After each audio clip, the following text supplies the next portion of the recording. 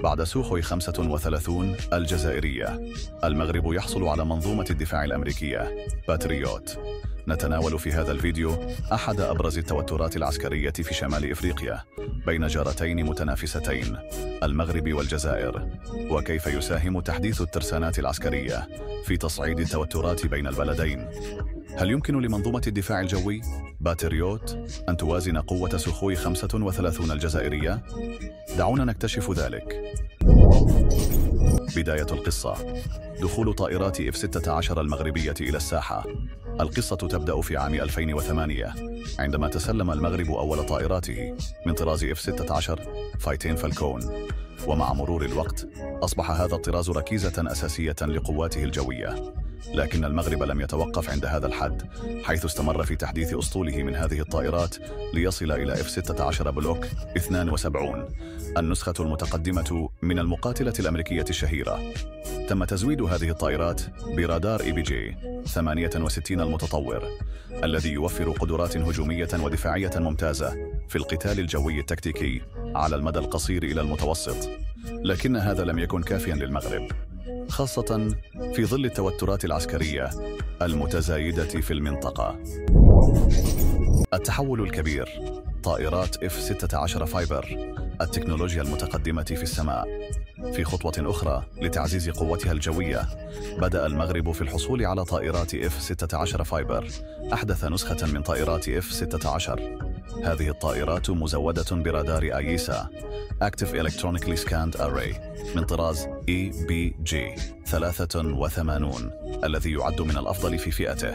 ما يميز هذا الرادار هو قدرته على اكتشاف الأهداف على مسافات كبيرة ودقة متناهية حتى في البيئات التشويشية، كما يقدم الطراز F-16 فايبر قدرة أكبر على تعقب الأهداف الصغيرة والتعامل معها بكفاءة عالية في أي ظروف قتال. التهديد الجزائري: السخوي 35 تغير المعادلة. بينما كان المغرب يسعى لتعزيز قوته الجوية، قررت الجزائر أن تدخل ساحة المنافسة بقوة. في خطوة غير متوقعة، تسلمت الجزائر الطائرة الروسية المتطورة سوخوي 35 المقاتلة، التي تصنف ضمن طائرات التفوق الجوي القادرة على التفوق في المعارك الجوية الحادة.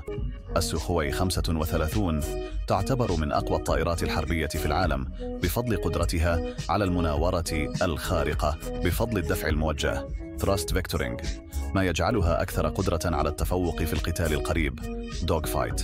مع تسليحها الثقيل، أصبحت سوخوي 35 تهديداً مباشراً للمقاتلات المغربية مثل F-16، خاصة في القتال الجوي الذي يعتمد على السرعة والمناورة. مواجهة محتملة وخيارين للمغرب. في ظل هذه التحديات الجديدة، أصبح المغرب أمام خيارين للتعامل مع التهديد الجزائري. الأول: إدخال طائرات F-15EX الأمريكية، وهي طائرة تفوق جوي تتمتع بقدرات قتالية رائعة وتكنولوجيا متقدمة، أو التوجه نحو طائرات داسولت رافال الفرنسية، وهي طائرة أخرى تعتبر منافساً قوياً لسخوي 35 بقدرتها على التفوق في المعركة الجوية. لكن في النهاية قرر المغرب أن يغير مسار اللعبة ويبحث عن حل لا يعتمد فقط على الطائرات المقاتلة. القرار المفاجئ: نشر منظومة الدفاع الجوي باتريوت. في قرار مفاجئ لكنه استراتيجي، قرر المغرب اللجوء إلى منظومة الدفاع الجوي الأمريكية باتريوت من النسخة الأحدث باك 3، وهي النسخة التي تتمتع بقدرات عالية في التصدي للطائرات المعدية والصواريخ الباليستية. بدأت المغرب في اختبار هذه المنظومة في قاعدة سيدي يحيى، استعداداً لنشرها في مواقع استراتيجية على الحدود الشمالية والجنوبية.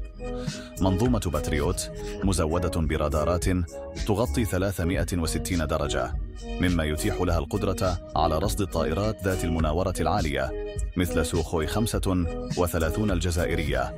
قدرة باتريوت على تدمير الطائرات في مجالها الجوي تجعلها خطوة مهمة في صراع التوازن العسكري بين البلدين. صراع التوازن العسكري. في ظل هذا التصعيد العسكري، يتمثل الصراع الحقيقي في التوازن العسكري بين السخوي 35 الجزائرية ومنظومة باتريوت المغربية، بينما سوخوي 35 تمتلك قدرة فتاكة في القتال القريب بفضل تقنياتها المتقدمة. فإن باتريوت تقدم للمغرب خط دفاع قوي ضد التهديدات الجوية الحديثة.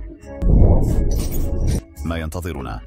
المستقبل القريب قد يشهد العديد من التطورات المثيرة في هذا الصراع. هل سيقوم المغرب بإضافة المزيد من مقاتلات التفوق الجوي المتطورة مثل رافال أو F-15EX إلى أسطوله؟ وهل ستواصل الجزائر تحديث سوخوي 35 أو حتى تتجه نحو امتلاك السوخوي 57 الشبحية؟ وماذا عن دور منظومة باتريوت في تحقيق التوازن في الأجواء؟